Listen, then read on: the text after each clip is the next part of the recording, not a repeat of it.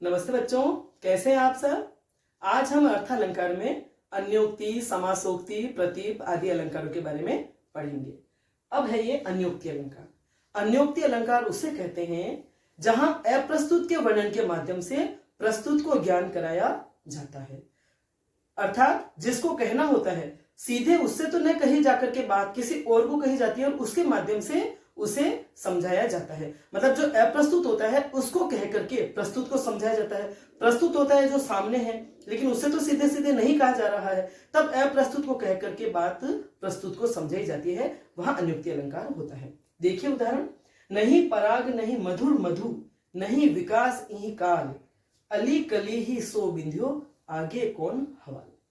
यह प्रसंग उस समय का है जब राजा जयसिंह का नया नया विवाह हुआ था और नवविवाहिता जो बहुत ही कम उम्र की थी, लेकिन उसके प्रेम में फंसकर, उसके प्रेम में बंधकर वे राजकार्य से विमुख हो गए थे।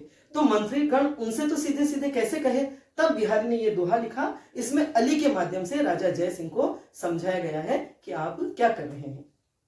तो अली से कहा गया है, हे भंवरे, तू जिस कली से बिंधा है, जिस कली पे तू मंडरा रहा है, उसमें अभी पराग नहीं आया है, न मधु विकसित हुआ है, अभी तो वह विकसित ही नहीं हुई है, नहीं विकास यही काल कि अभी उसका विकास पूरा नहीं हुआ है। और अली कली ही सो बिंदु, हे भंवरे, तो अभी ही कली से बिंधा हुआ है, तो आगे कौन हवाल, जब खिल करके फूल बन जाएगी तब तुम्हारा क्या हाल होगा। और इस प्रकार ये दोहा राजा जयसिंह के सामने प्रस्तुत किया गया। तो राजा जयसिंह वस्तु स्थिति को समझ गए और उस प्रेम बंधन से निकल करके वो राजकार्य में लग गए। तो इस प्रकार अन्योक्ति अलंकार में अप्रस्तुत के माध्यम से प्रस्तुत को बोध कराया जाता है।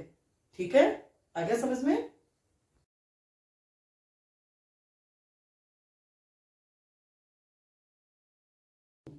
अब है समासोक्ति अलंकार।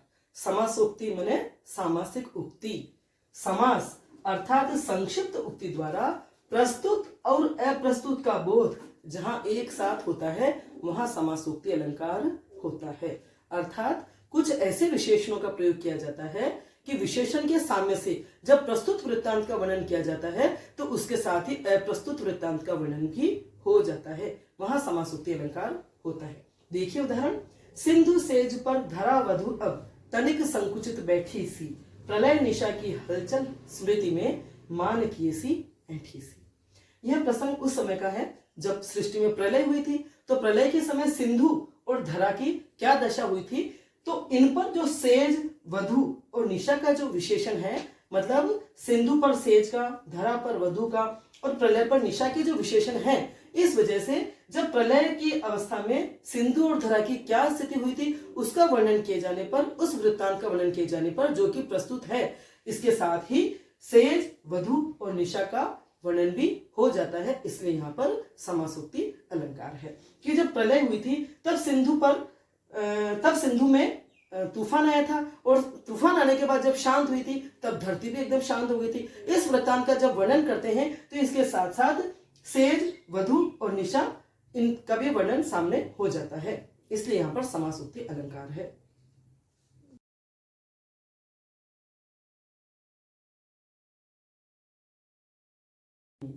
अब है मानवीकरण अलंकार। मानवीकरण अलंकार वहां होता है जहां किसी अमूर्त भाव को मूर्त या किसी जड़ पदार्थ को मानव के समान चेतन, चलते फिरते, बोलते चालते दिखाया जाता है, वहां मानवीकरण अलंकार होता है। अर्थात जब अमूर्त भावों पर और जड़ पदार्थों पर मनुष्य की तरह या मानवीय गुणों का आरोप कर दिया जाता है, तब वहां मानवीकरण अलंकार होता है। मानवीकरण का अर्थ ही है मनुष्य बनाना। तो जड़ पदार्थों को मनुष्य की तरह चित्रित करना, उनको सुख दुख अनुभव करते हुए दिखाना, वहां मानवीकरण अलंकार होता है। उदाहरण देखिए, दिवसावसान का समय, मेघ में आसमान से उतर रही, वह संध्या सुंदरी परी सी, धीरे धीरे धीरे। यहाँ जो प्रसंग है वहां दिवस के अवसान का समय है, मतलब दिन का अंत होने वाला है, संध्या समय आने वाला है। तो संध्या समय वह संध्या सुंदरी के समान एक एक कदम रखते हुए आसमान से धीरे धीरे धरती पर उतर रही है, सुंदरी के समान, परी के समान। तो यहाँ संध्या को सुंदरी और परी के समान चित्रित किया गया है, इसलिए यहाँ पर मानवीकरण अलंकार है। समझ में आ गया आपको।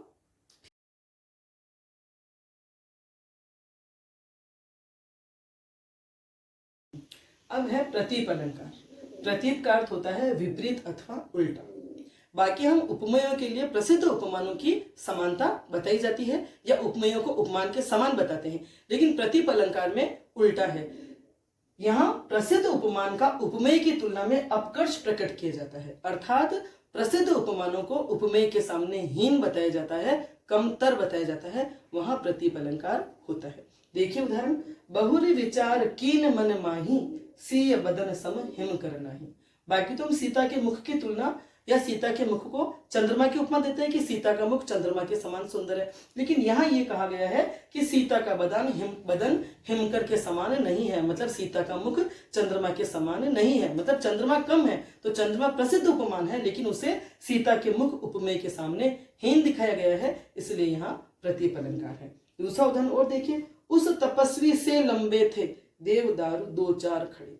बाकी देवदारू प्रसिद्ध उपमान है लंबाई के लिए कि देवदारू वृक्ष इतने लंबे होते हैं कि किसी की लंबाई के लिए देवदारू की उपमा दी जाती है, लेकिन यहाँ क्या कहा जा रहा है, उस तपस्वी से लंबे थे देवदारू दो चार खड़े। देवदारू के समान तपस्वी नहीं है, बल्कि तपस्वी जैसे लंबे देवदारू खड़े थे। मतलब यहाँ जो उपमेय है तपस्वी और उपमान है देवदारू, तो उपमान जो देवदारू है उनको तपस्वी के सामने हीन बताया गया है, उपमेय के सामने उनका अपकर्ष दिखाया गया है, इसलिए यहाँ पर प्रतीप अलंकार है। ठीक है, आ गया समझ में?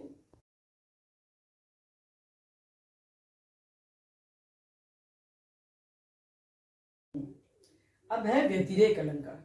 व्यतिरेक अलंकार वहां होता है जहां उपमान की अपेक्षा या उपमान की तुलना में उपमेय का उत्कर्ष दिखाया जाए, अर्थात जहां उपमान की अपेक्षा उपमेय में अधिक गुणों के कारण उपमेय को उपमान से श्रेष्ठ बताया जाए। मतलब उपमेय में गुण या विशेषताएं अधिक होती है, इस वजह से उपमान पर उसकी श्रेष्ठता दिखाई जाती है। देखिए उदाहरण, शरद चंद्र की कोई समता, राधा मुख से है न, दिन मलिन वह घटता बढ़ता, यह विकसित दिन रहे। यहाँ जो शरद का चंद्रमा है वह है उपमान और राधा का जो मुख है वह है उपमेय। तो शरद का चंद्रमा यूं तो बहुत ही प्रकाशमान और सुंदर होता है, लेकिन राधा के मुख से उसकी समानता क्यों नहीं हो सकती? क्योंकि जो चंद्रमा है दिन में तो मलिन हो जाता है, निस्तेज हो जाता है और घटता बढ़ता भी रहता है, लेकिन राधा का जो मुख है वो दिन रात खिला हुआ रहता है। तो राधा के मुख की ये विशेषता है कि वह 24 घंटे दिन रात खिला रहता है, लेकिन वह दिन में तो निस्तेज हो जाता है और रात को हमेशा उसकी घटने बढ़ने की एक तरह की प्रकृति है। इसलिए यहाँ पे राधा यानी उपमेय का उपमान पर उत्कर्ष दिखाया गया है, इसलिए यहाँ व्यतिरेक अलंकार है। आ गया समझ में? ठीक है।